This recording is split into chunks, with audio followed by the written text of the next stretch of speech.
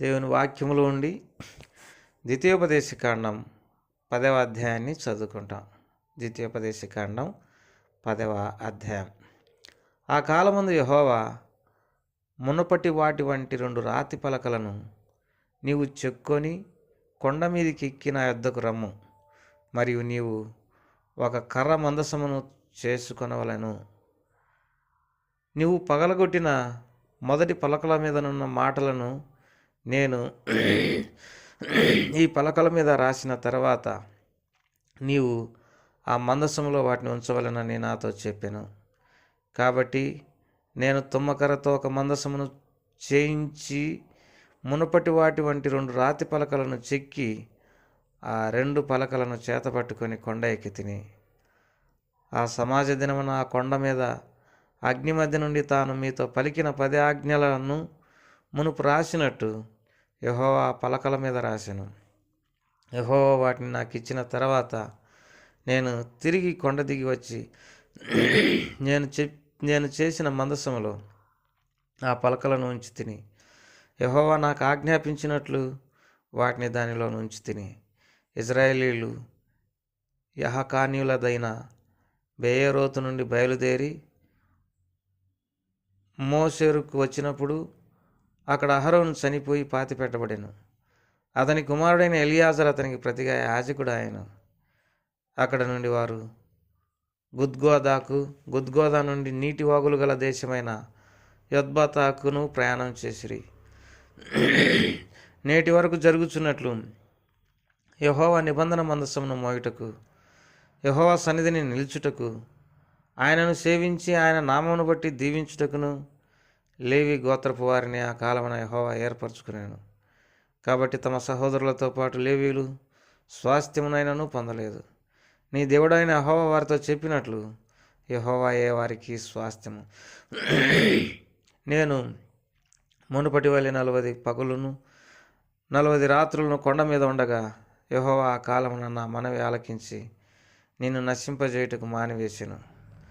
మరి యెహోవా నాతో ఇట్లనెను, ఈ ప్రజలు నేను వారికి ఇచ్చేదనని వారి పితరులతో ప్రమాణం చేసిన దేశమున ప్రవేశించి స్వాధీనపరుచుకున్నట్లు నీవు లేచి వారి ముందర సాగుమని చెప్పాను.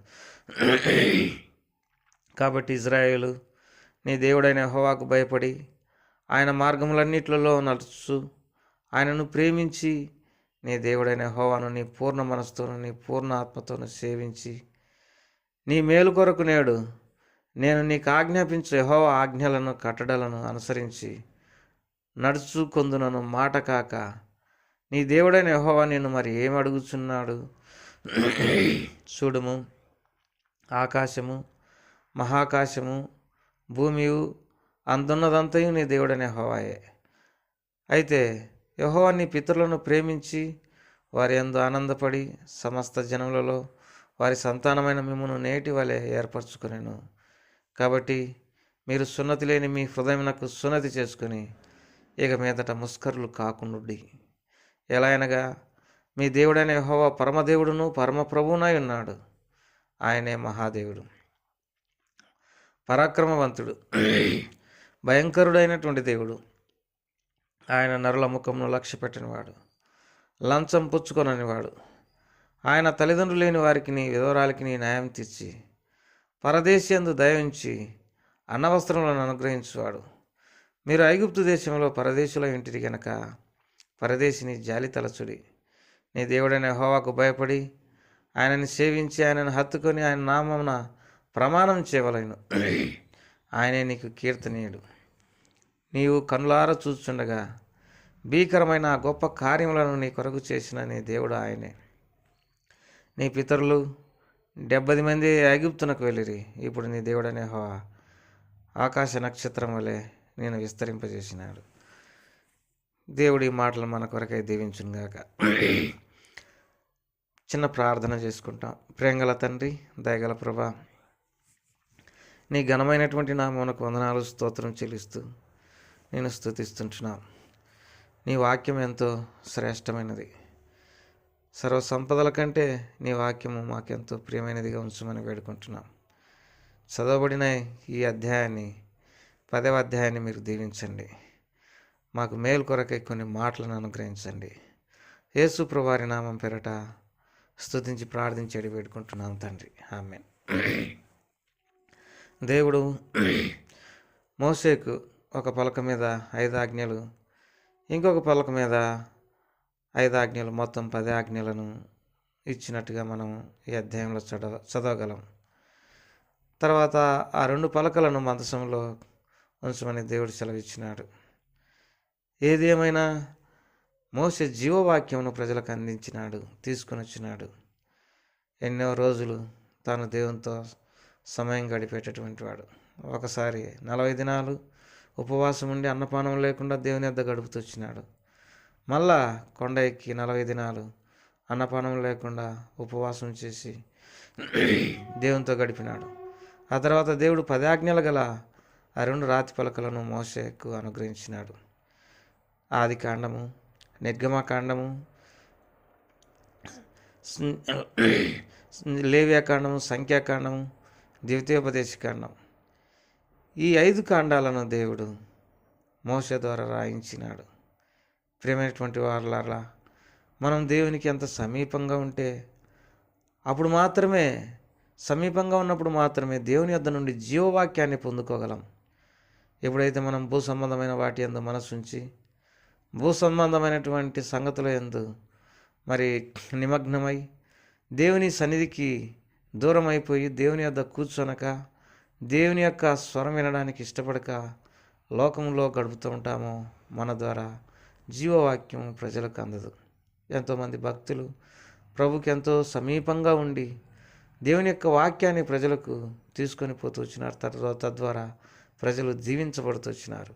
కాబట్టి నీవు కూడా దేవునికి సమీపంగా ఉండి దేవుని యొక్క జీవవాక్యాన్ని ప్రజలకు అందించువాడగా ఉండాలి. ఇందుకై భూ సంబంధమైన వాటి యందు నీ మనసు ఉంచుకోవద్దు. లోక సంబంధమైన వార్తలు, లోక సంబంధమైన సంగతులు, లోక సంబంధమైనటువంటి విషయాలు, ఇరుగు పొరుగు వారిని గురించినటువంటి విషయాలన్నిటి నుండి దూరంగా పోయి ప్రభు దగ్గర గడపవలెనని ప్రభువారు కోరుతూ ఉంటున్నాడు.